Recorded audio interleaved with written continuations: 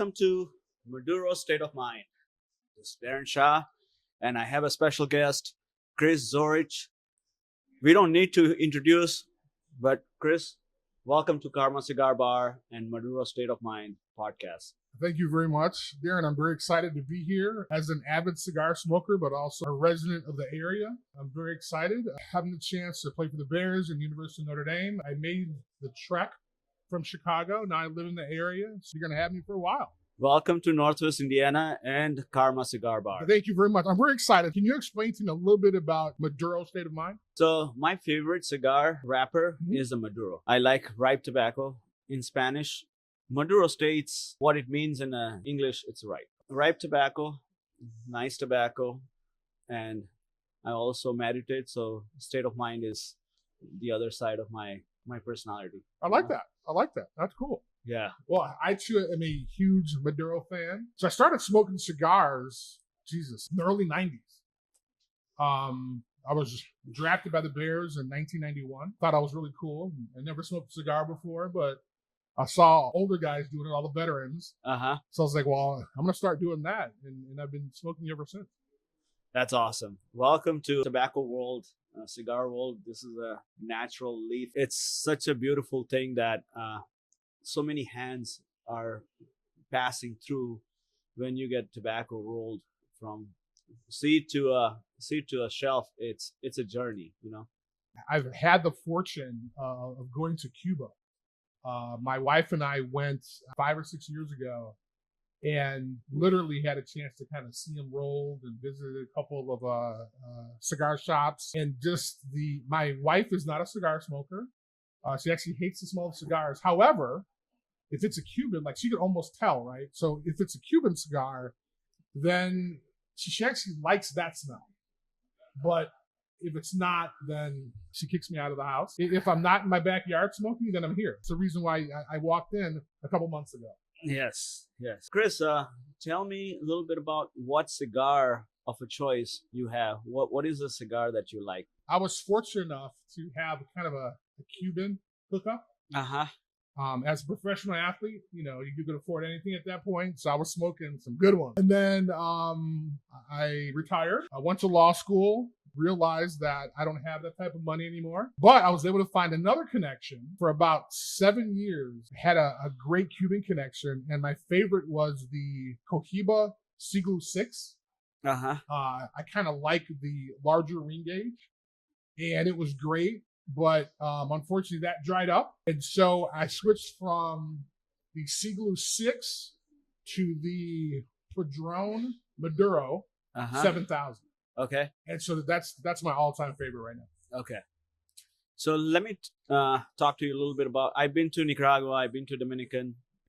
I haven't been to Cuba. Not yet. Right? What I learned over the period of time in the cigar industry taught me, actually Nicaraguan tobacco are better tobacco than Cuban tobacco now. Really? It's a soil that makes a cigar better. A lot of cigar manufacturers from Cuba have escaped out of Cuba or taken exile in different countries. Right. There are prominent manufacturers like Padron, Fuente. They left Cuba a long time ago. Okay. Cuba is such a small island with such a high demand globally. And it's a forbidden fruit, so everybody wants it in the United States. But Nicaraguan cigar is becoming popular in Europe. That's interesting. Yes. So I bet your wife would, if we try to show some Nicaraguan cigars, she would probably love it. Okay, I'll either bring her here or I will try one in front of her. And if I don't get slapped, I'm going to come back to you and say, good job. Now, if I do come back and get slapped, I'm coming back and I'm going to slap you. Okay, it's fair.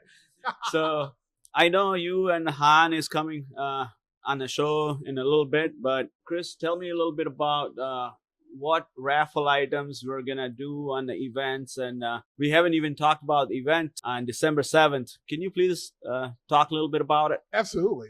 So I'm very excited to partner with you guys and have a watch party for the Chicago Bears versus Green Bay Packer game. Big rivalry. December 7th. Yes. cool thing is folks get autographs and stuff like that. There's door prizes, there's raffle. We actually have some great teaming products out here that folks will have a chance to win. But the exciting thing is during the halftime, Han and I are going to do like a Q&A. Now, I don't know how much Han knows about sports, but hopefully I can help him through that. And it's going to be a really, really good time. Really good time. Let me tell you, he's going to be better than me. No, I don't know about that. You're actually doing well, and you actually taught me a lot about cigars, in the last couple minutes.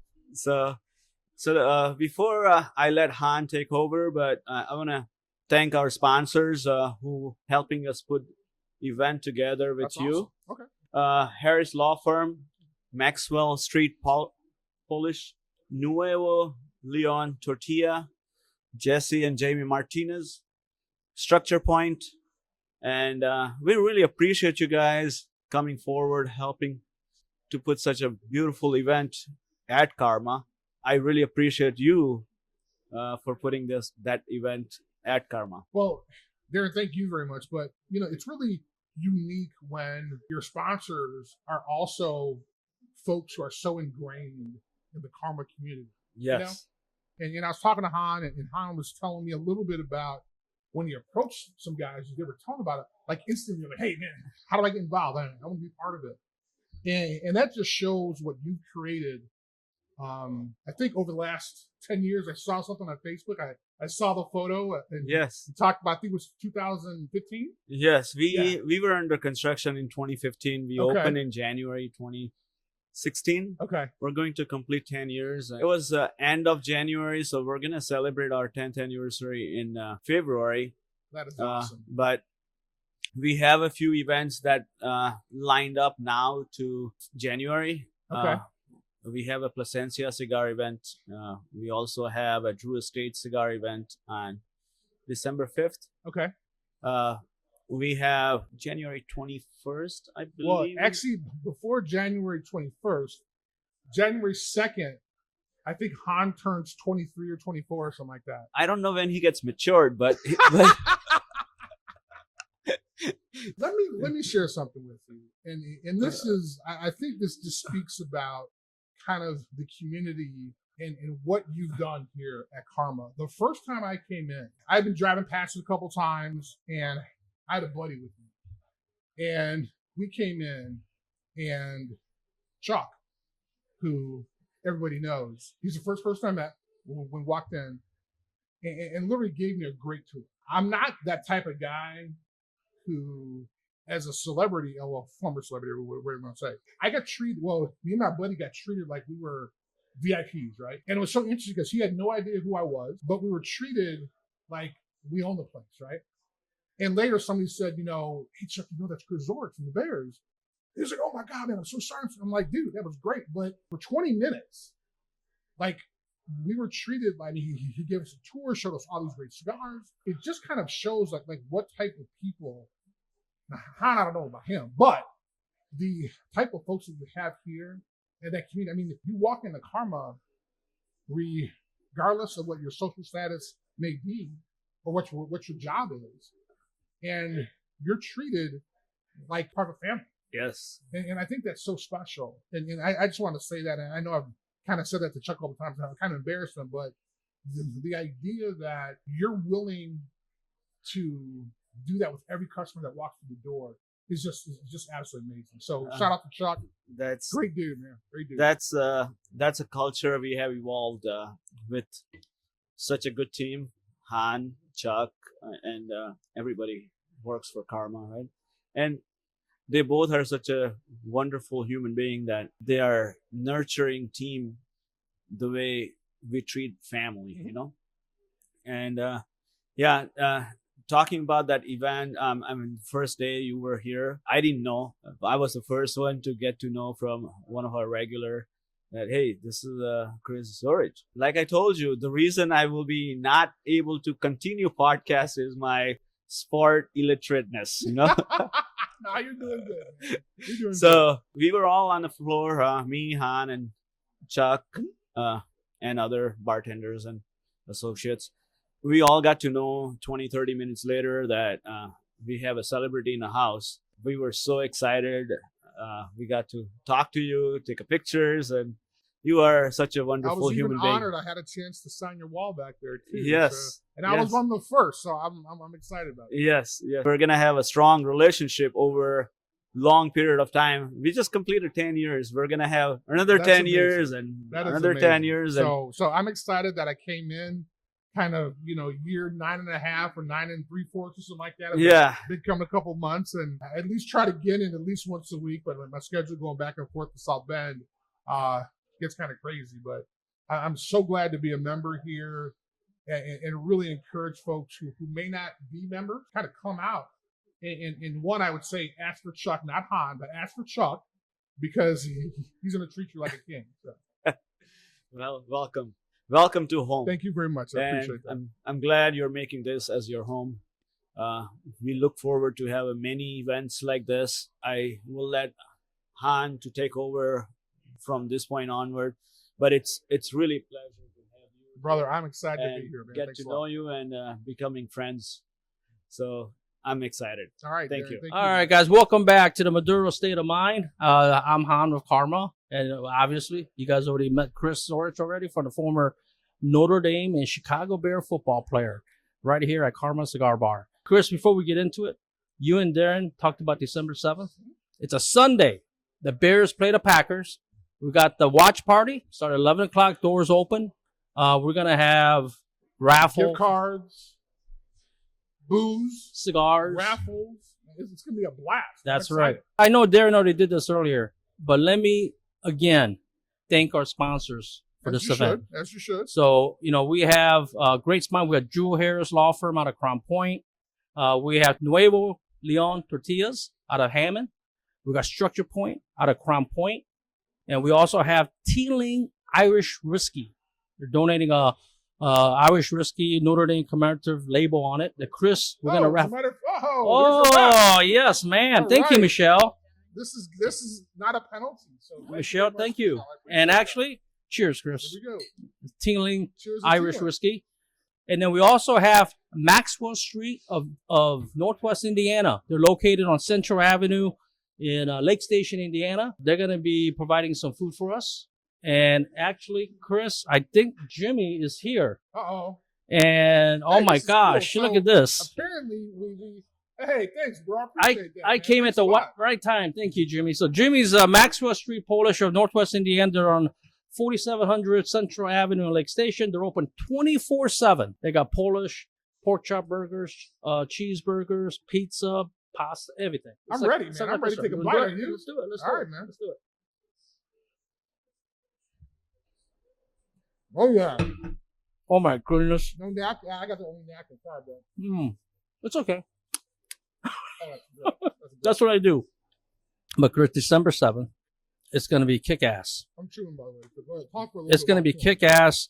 We're going to spend, you guys, the people that's going to come, you're in for a treat.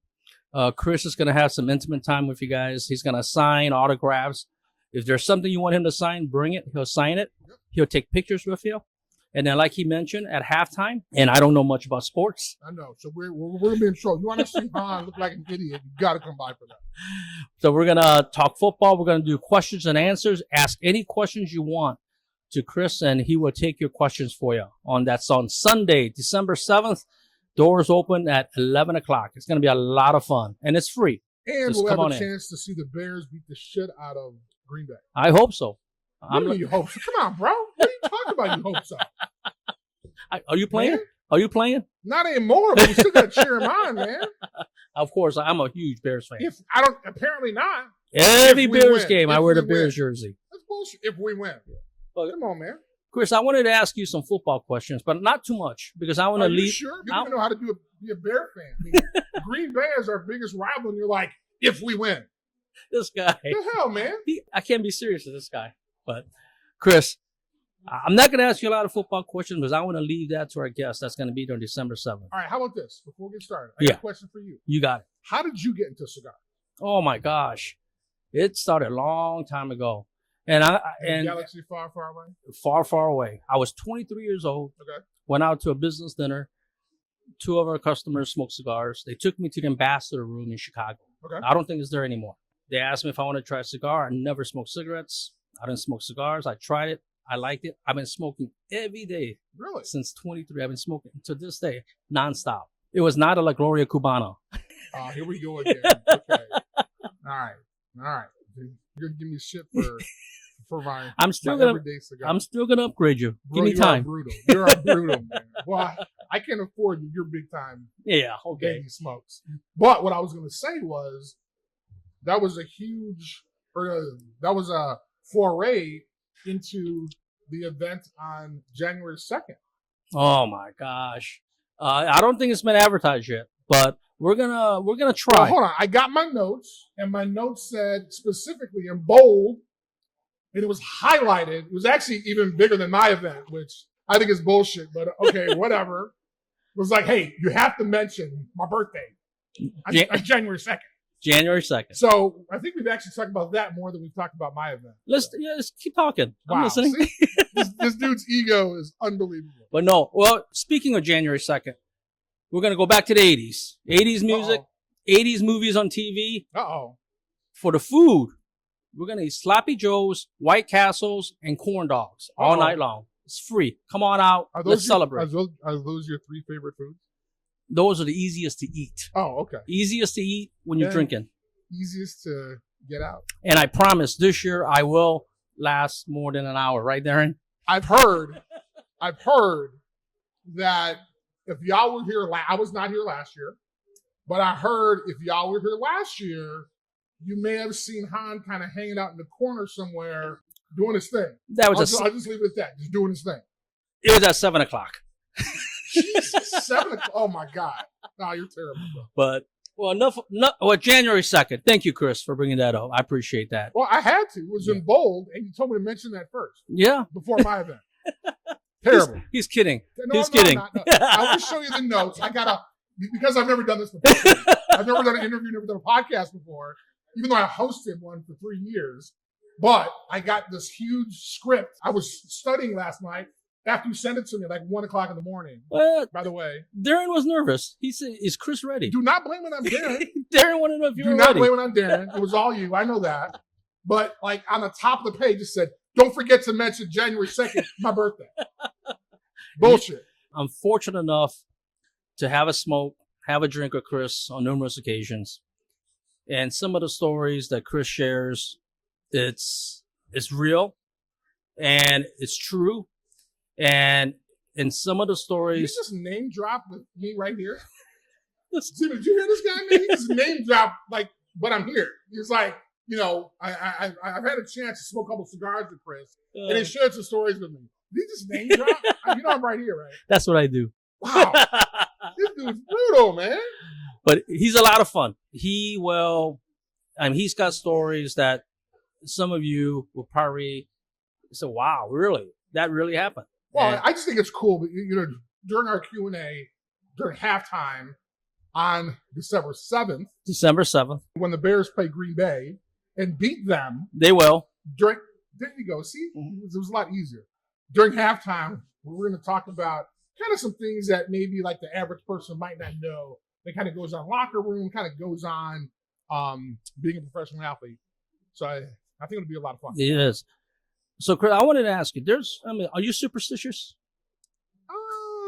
To an extent. Yeah, so when you played at Notre Dame or when you played with the Bears, did you have any ritual that you follow before Sunday or before Saturday? Was there anything that you always had to do? One of the things that in college, so at Notre Dame, like we had a lot of success when I was there.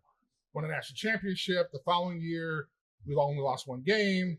It was All-American, College Football Hall of Fame, all that stuff. But people always ask me, like, hey, what was your best memory?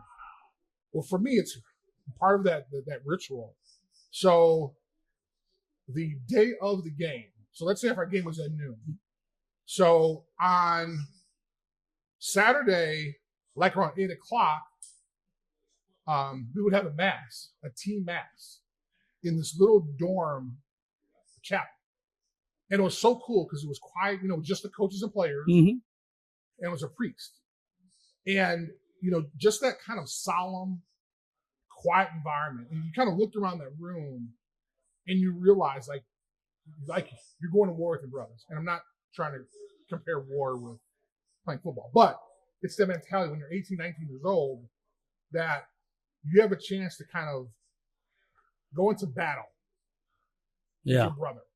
And so regardless of like what games, what touchdowns, all this other stuff, the success I had, like that was my favorite moment. So for me, that was always an important ritual for me. And then when we came up and got communion, the priest would give each guy a medallion.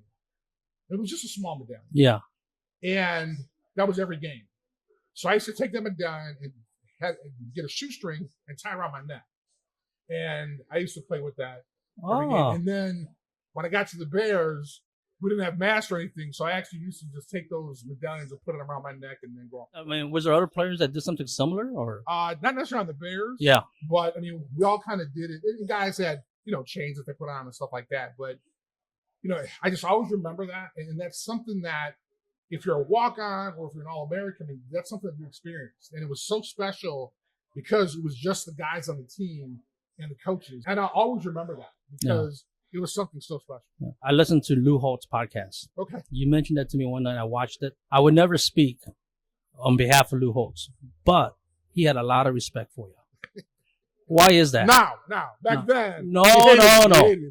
But why is that? What's so special about Chris Zorich that Lou Holtz spoke so highly of you? Well, you'd have to talk to Lou about that because when I was there, he was motherfucking me and everything else, man. He actually didn't swear, but I do remember one situation.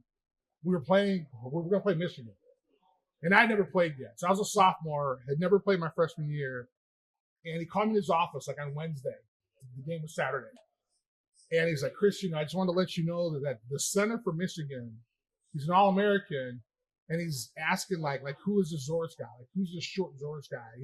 He'd never played before. Like, he didn't understand why you're even in a Notre Dame uniform. Like, I left this office like in tears. I was like, oh my God. So I went in practice and I killed people in practice. Yeah. So that was Wednesday. So Thursday did the same thing. They had to pull me out of practice because I was going so crazy. And I think he knew when I got to the game that I was just going to go nuts. And I did. Like, I was crying and swearing and spitting in the guy's face. And I jumped off sides a couple times. Yeah. But it didn't matter. But I played out of my ass. And I'm sure the guy was like, what the hell is this guy doing? All goes to show you that the guy probably didn't say anything about me. He was just minding his own business. He's an offensive lineman. He's probably not going to say anything. It was just Lou kind of getting me fired up. Yeah. So the fact that he respected me, he knew what buttons to push to kind of get me fired up. Yeah. And I had a lot of success as him as my coach. Wow, that is great. And I know you have a lot more stories. And like I said, I'm not going to use this podcast. I want to save that for December 7th. Well, okay, but we could ask me a couple more questions. Halftime is only 20 minutes, bro.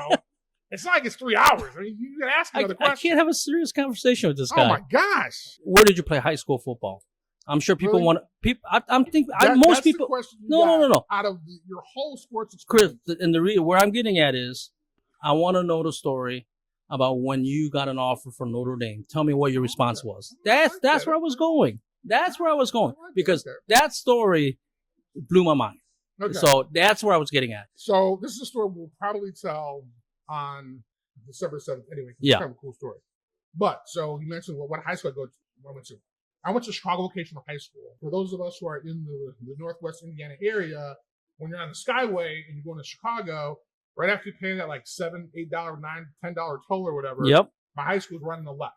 Okay, that's the same high school that Dick Buckus went to as well, and also Keena Turner, Jawan Howard. We had some great names come out of there. I lived about a mile away from the high school.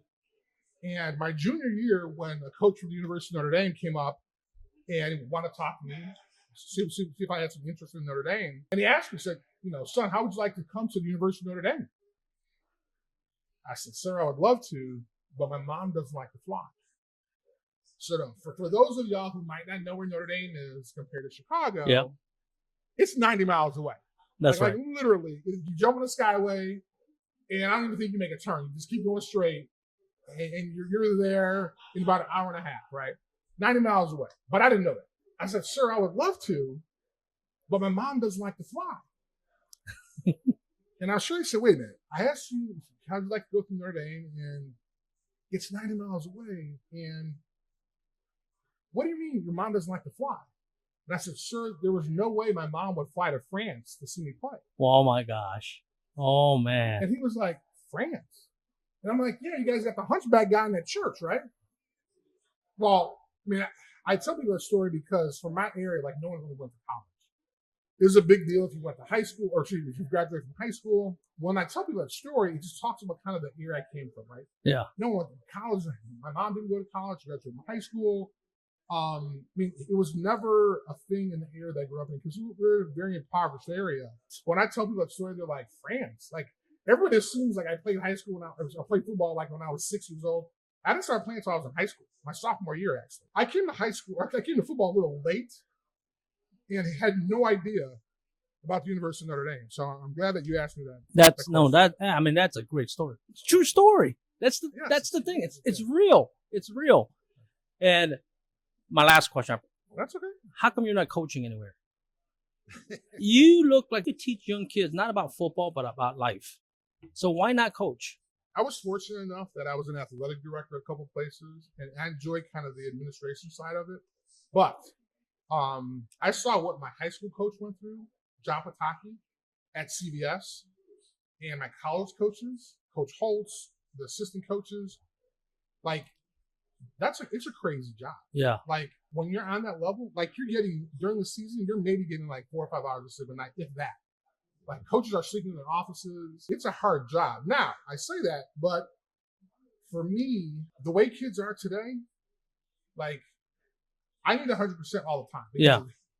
That's how I play. Like, I don't have the mentality or the patience. I'm going to sit there and kind of say, no, you should do it this way, blah, blah. Like, if they can't do it, or if they don't want to do it mainly, then I can't. I mean, I could work with them if they try, but I just don't have the time. So I would probably get fired like my first day as a coach. So I decided probably I should go that route. And the reason I asked that question, I just think you bring a lot to the table, not only coaching football, but just kind of teach the kids about life. Well, that's what I see. I mean, just talking to you, that's the kind of person I see. Well, and I was fortunate enough to be an athletic director at Prairie State College and also Chicago State. And I was able to kind of use my life as an example and kind of teach the coaches and the players kind of what's really important about sports and athletics. Like, I always talked about life beyond the game, because those of us who have been involved in sports, it really teaches us life lessons. You don't have to be a pro to understand about discipline, about teamwork, taking direction, winning within a team.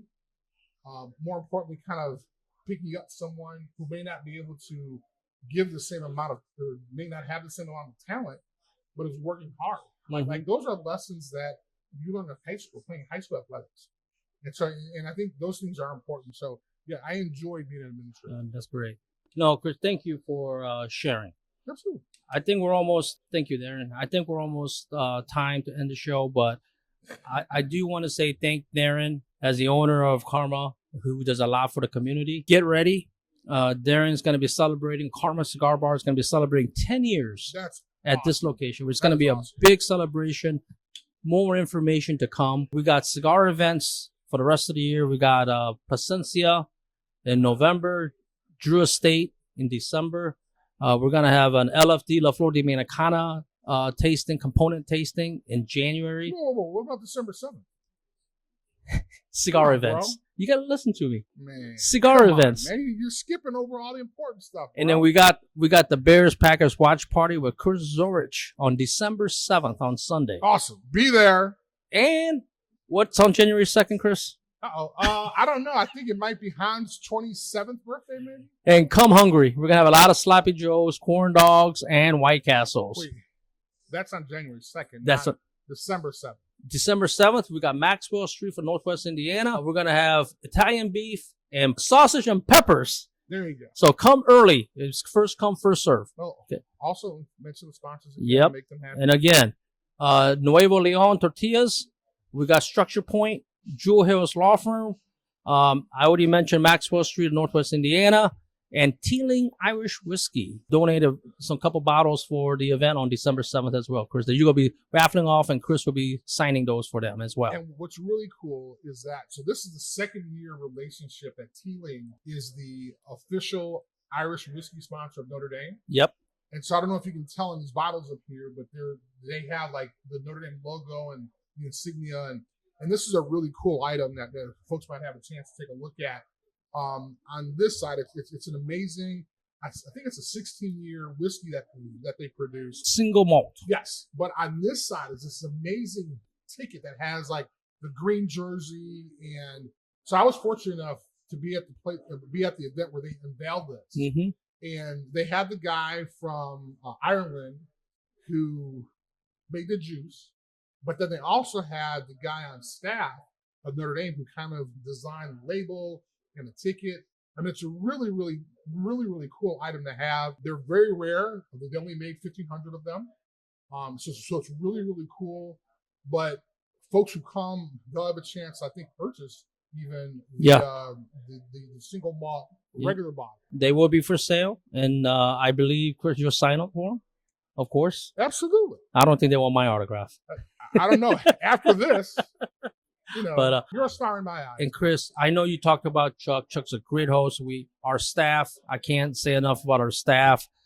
Jessica and Michelle and Selena and other staff members. I want to thank them as well for all their hard work. Is that cigar? I mean, we're at this is a cigar podcast, right? It's lit. Is it? I don't know. Have you even smoked it yet? I don't think you've even smoked it yet. Sure? This is a Toro Fuente Double Chateau Maduro. Phenomenal. It's excellent. It's a phenomenal cigar. And they make different blends and it comes in different sizes. It's a great smoke. I like that. So, and actually, since we're on the cigar podcast, I asked you how you got into it. Dare I ask what your favorite cigar is? Of course. My favorite cigar, I have a couple. Okay. But if I had to smoke one cigar for the rest of my life. Ooh, I like that. It's a mild cigar. Okay. It's an Atabe. Really? It's a beautiful cigar. I've never heard that. Beautiful cigar. How long have you been smoking that? I don't smoke it very often. Okay. It's not an everyday smoke. It's not a La Gloria Cubana. Wow. It's an Ecuadorian wrapper. The binder and filler is undisclosed. Okay. It's a mild stick. Come see it at Karma. We have it here at Karma. Nice. We're very fortunate to carry Atabe along with the Byrons. And my second favorite cigar is a Toro Fuente line. Oh, nice. From the Hemingway series all the way to the Sun-Grown Rosados. I think they're excellent smoke. I smoke those in the morning, afternoon. We had one in the morning. Yeah, no, I remember. So one last question, because I'm kind of intrigued by the whole cigar thing. Yeah. So how did you acquire like the taste of like better cigars versus like shitty cigars? All depends on the smoker. Okay.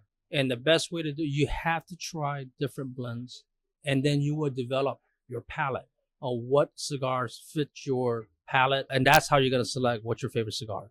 But it varies between smoker, Chris. What you enjoy, what I enjoy might be two different things. It all depends on your palate. But I do smoke cigars for the flavor of the leaf and the aroma. It's a little tricky. It's hard to say what's my favorite cigar, but those two that I mentioned is what I would enjoy the most, if that answers your question. Well, yes, absolutely. And I've learned so much. I've just been coming to Karma for a couple months now, and every time I walk through the door, like I learn something new about that's great. Cigars, and that type of environment is really conducive for everyone. Yeah. A novice cigar smoker, if you're a 20, 30-year vet, I mean, I'm sure that you'll find something here that you will enjoy. And one of the things that I told you, I think after the first time I was here, kind of all joking, kidding aside, someone like me to kind of find a place where I feel comfortable, kind of come in and hanging out. There are other cigar places in the area, but I choose to come here. It's obviously not for you, but maybe for Dhiren and Chuck. But the idea that, and again, I'm going to talk about Chuck when I came in, I felt like I was family. Yeah. And, being able to come to a place where, you feel comfortable. It's like that television series Cheers. When Norm walked in, Norm, it's just feel like you're at home. Yeah. And so I would encourage anybody, if you're trying to find a cigar home, please try Karma. Yeah. By the way, you need to pay me for saying that afterwards. Yeah, okay. It's not that much, trust me. But Chris, I just want to say on behalf of Karma, Dhiren and the staff, say thank you. Oh, brother, absolutely. And just to let everybody know, Chris did join our executive membership. So thank you, Chris. Man, I felt welcome. Yeah. First day, Yeah, come out and check out our executive membership lounge. We also have a VIP membership available for those that's interested. Just ask any of our staff members. We can help you with that. Forward to December 7th. And that's what this podcast was for, to promote the December 7th event. We want you to come out and meet Chris Zorich. Well, and also have a good time watching the game. Of course. Sharing some great raffle prizes. Great food, great drinks. It's going to be a nice time. And every first 100 folks that come in will actually get a coffee autograph picture. And Carmo logo coffee mugs. Oh, watch out. And it's going to be white, so you can sign it. Oh, all right. So we'll have those available as well. I'm excited about that. Yeah. So, Chris, thank you again. Cheers. Cheers. And we'll see everybody at Karma. Thank you very much.